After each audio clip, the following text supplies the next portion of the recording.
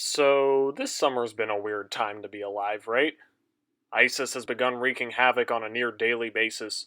The Republican and Democratic National Conventions turned into the fucking Hunger Games, and on top of everything, and this is what I want to focus on today, two black men were the victims of police brutality. 12 police officers were shot in Dallas, and now it's looking like the beginnings of a civil war and everything's a fucking mess.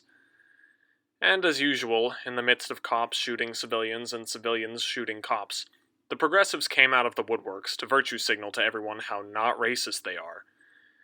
And I don't mean liberal people who advocate for socially progressive policies, I mean the simple-minded, solipsistic, intellectually dishonest leftist ideologues who keep trying to redefine terms and are fooling no one.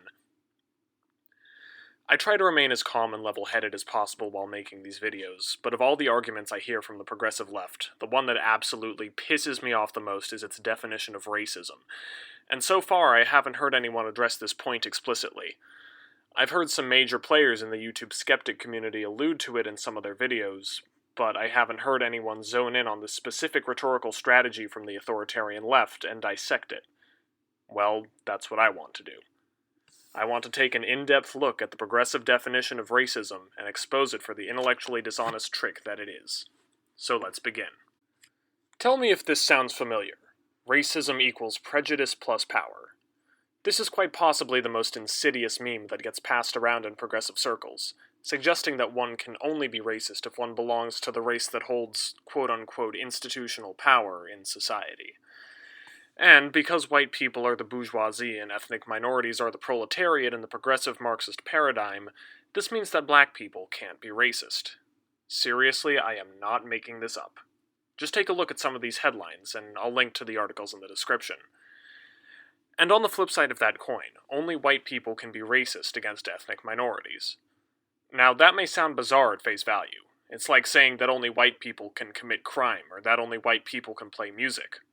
As far as I know, most human behaviors aren't race-specific. Any member of any race is capable of committing crime, or playing music, or, yes, being racist. My ex is now dating a big-ass, old-ass, ugly-ass, cave beast, Urugu, Neanderthal Tom, toilet complexion individual. So if y'all thought that I hated white people before, But there's a very specific progressive definition of racism that, when followed to its logical conclusion, actually does, by definition, exclude non-white individuals from being racist. I'm going to illustrate this definition through a single scenario. A black person saying, "I hate white people." What's the first word that pops into your head to describe that statement? Sadly, I can't read any of your minds, but the first word that I thought of was fucking racist. The statement, "I hate white people," or any statement like it regarding any ethnic group, for example, black people are all lazy and violent, or Mexicans are all rapists, are clear examples of blatant racial prejudice, and those are racist statements.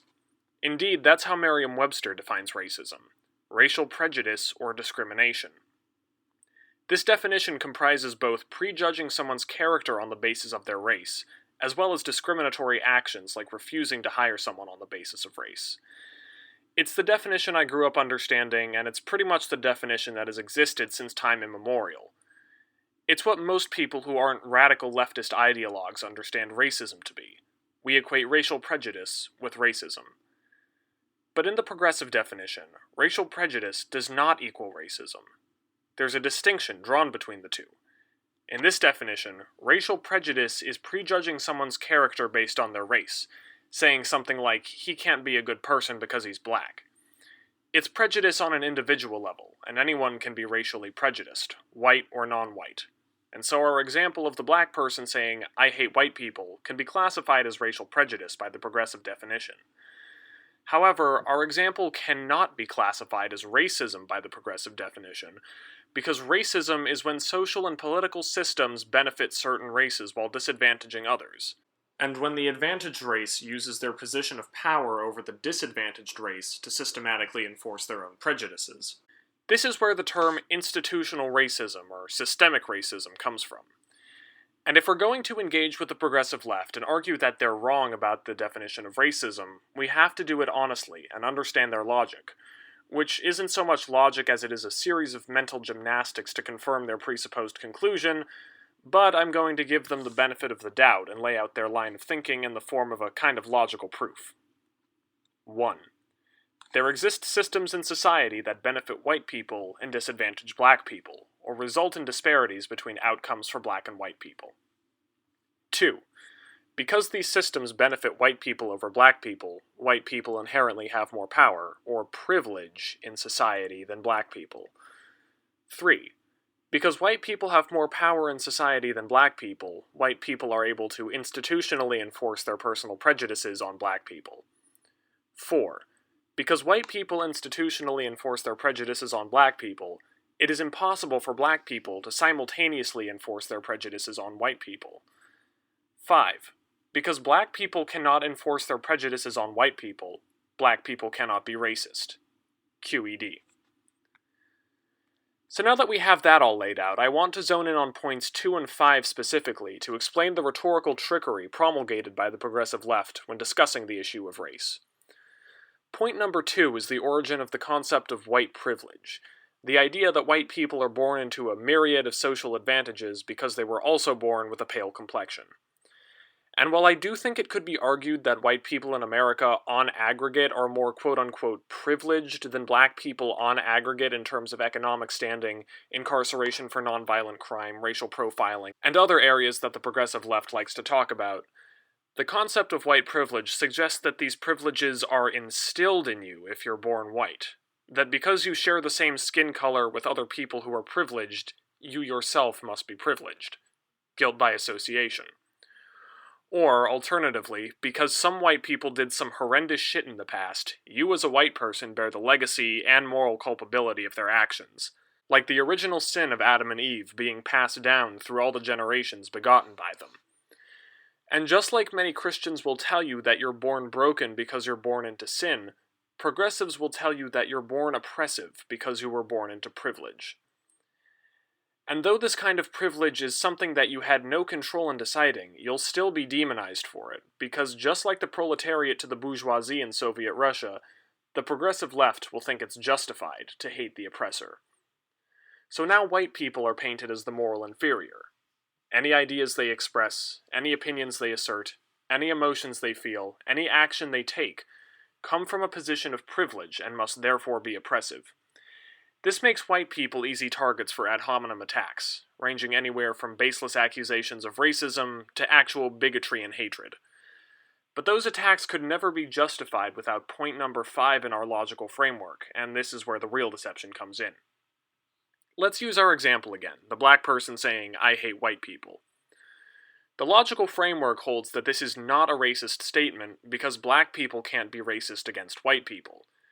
But now imagine that the black person said this statement to a white person's face, and imagine this conversation. Tell me if it sounds familiar, or if it could happen in real life. The black person says to the white person, "I hate white people." The white person responds, "That's racist." And the black person concludes by saying, "No, it's not. You can't be racist against white people." Well, so what? By your own definition, being racist just means that you have more power or privilege than someone of a different race. It doesn't change the fact that you said a shitty thing. A racially prejudiced thing, no less. Instead of deflecting the accusation of racism, which in your mind can't even apply to you logically, why not correct the white person that what you said was racially prejudiced and not racist? Because in your mind, you haven't said a shitty thing. In your mind, you haven't been racially prejudiced because you haven't been racist. You've equated racial prejudice with racism. You've reverted back to the original definition and been inconsistent with your own. This is intellectual dishonesty at its worst. This is a verbal bait and switch, redefining racism to villainize white people by claiming that they're the only ones capable of it, and then reverting back to the original definition when accused of it yourself. In your mind, ethnic minorities can't be racially prejudiced because they can't be racist. In essence, you're saying that non-white people can do no wrong when it comes to racial bigotry. This is what goes through the mind of every Black Lives Matter activist when accused of spreading anti-white rhetoric, of every college protester who wants to create a segregated black-only safe space. And why do you need to specify between racism and racial prejudice? Is racial prejudice not a shitty enough thing on its own? Why do you need to create a separate definition to explain that white people are more privileged than non-whites? Well, I have an answer for that too. It's because of the two terms, racism and racial prejudice. Racism by far packs the harder punch. The word racism still carries the connotations and historical baggage of slavery, colonialism, Nazi eugenics, Jim Crow, and some of the most horrific human rights violations of all time. In the light of racism, your individual racial prejudices seem insignificant, don't they?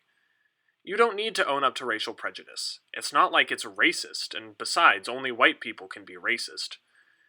Well, to anyone who thinks that, you may have some people fooled. Many people, maybe. But not this person. I see past your deception and your verbal chicanery, and I'm going to keep speaking out against you.